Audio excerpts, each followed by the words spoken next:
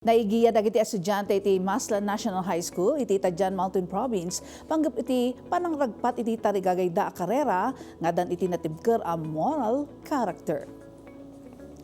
Dakkel nakatulong iti insyangka ti revitalized police sa barangay team ti Mountain Province First Provincial Mobile First Company a career guidance activity. Nakatutok iti edukasyon, disiplina ken responsible decision making iti nasao a pagadalan. Nagturong metlaeng ti RPSB team Tadjan ditoy apasati patukaw masla para iti tree planting activity.